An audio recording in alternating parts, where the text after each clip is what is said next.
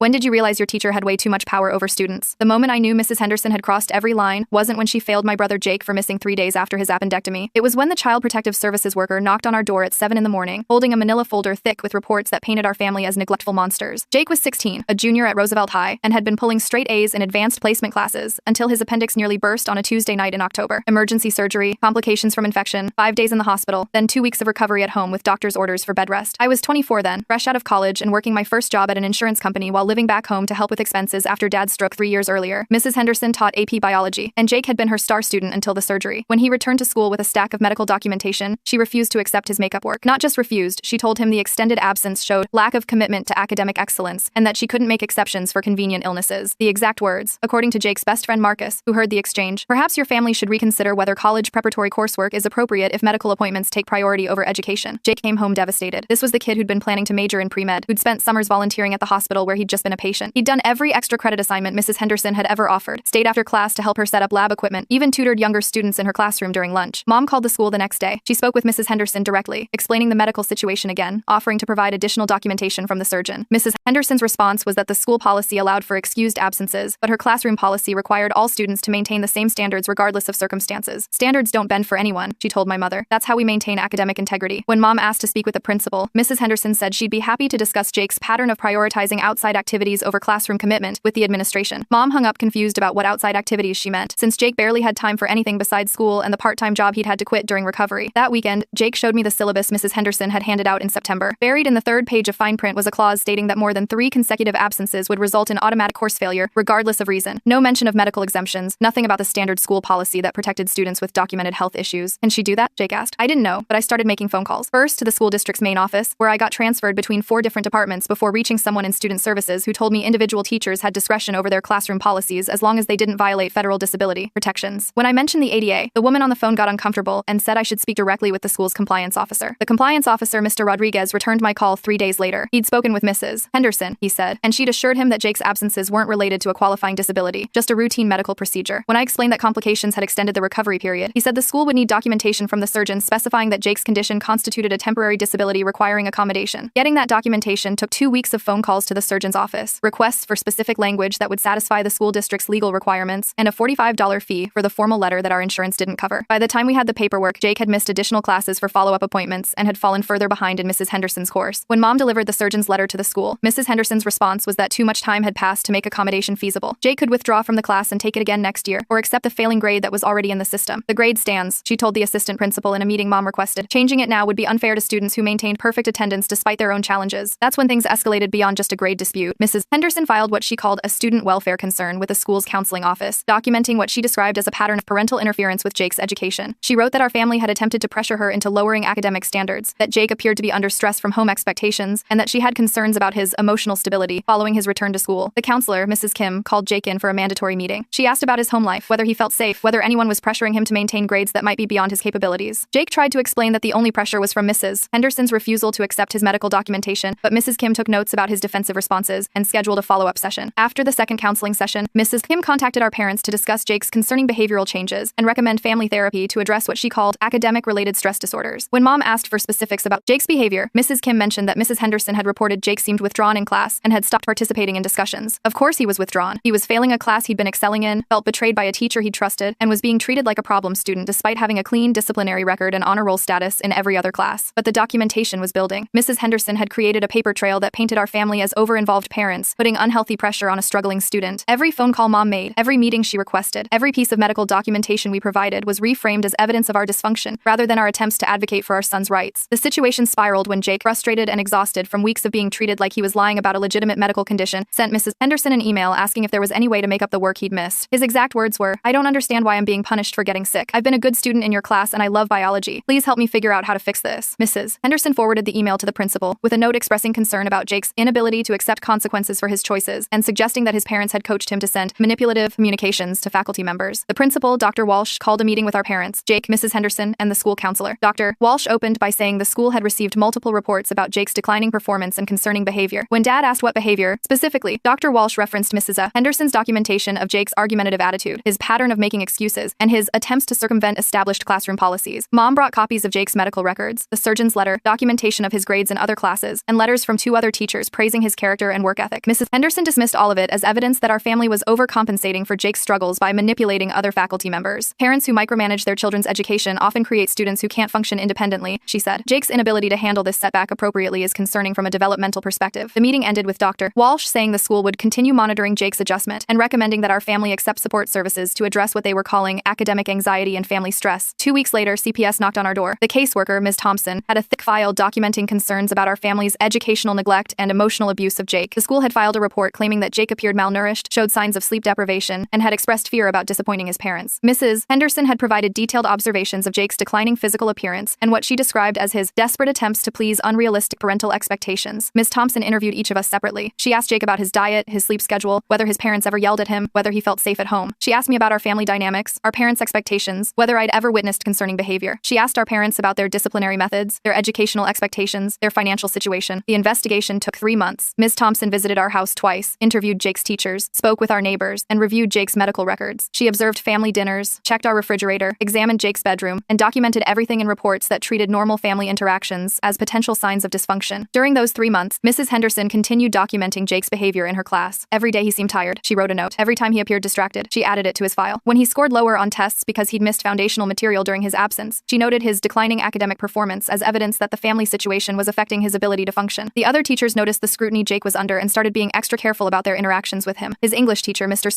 Patterson, later told us he'd been advised by the administration to document any concerning behavior Jake exhibited, just in case. His calculus teacher started keeping detailed notes about Jake's participation and mood, creating a paper trail that painted him as increasingly isolated and struggling. Meanwhile, the CPS investigation expanded. Ms. Thompson discovered that Dad had been receiving disability benefits since his stroke, and she requested financial records to ensure we weren't misusing public assistance. She found out that I'd moved back home after college, and she wanted documentation proving I was contributing to household expenses rather than living as a dependent. She learned that Mom worked part-time at a local clinic, and she requested verification that Mom's work schedule wasn't interfering with her parental responsibilities. Every aspect of our lives became subject to scrutiny and documentation. Our grocery receipts were reviewed to assess whether we were providing adequate nutrition. Our utility bills were examined to ensure we were maintaining appropriate living conditions. Our family's medical history was investigated to determine whether there might be underlying issues affecting Jake's health and behavior. The worst part was watching Jake deteriorate under the pressure. He'd gone from being a confident, ambitious student to someone who questioned his own perceptions and abilities. He started apologizing constantly, second-guessing everything he said or did, avoiding any behavior that might be interpreted as problematic. He dropped out of all his extracurricular activities, afraid that spending time on anything besides homework might be seen as evidence that our family had the wrong priorities. He stopped hanging out with friends, worried that social activities might be used against him in some way. He became hypervigilant about his appearance and behavior at school, knowing that Miss Henderson was watching and documenting everything. 3 months after the CPS investigation began, Ms. Thompson closed the case with a finding of unfounded concerns. Her final report acknowledged that the family appeared stable and supportive, that Jake showed no signs of abuse or neglect, and that his academic struggles seemed related to the specific situation with Mrs. Henderson rather than broader family dysfunction. But the damage was done. Jake had failed AP biology, which meant he didn't have the science credits he needed for his planned college applications. The stress of the investigation had affected his performance in other classes, dropping his GPA below the threshold for the scholarships he'd been counting on. Most importantly, his confidence in himself and trust in authority figures had been shattered. We tried to address the situation through official channels. Mom filed a complaint with the school district's central office, documenting Mrs.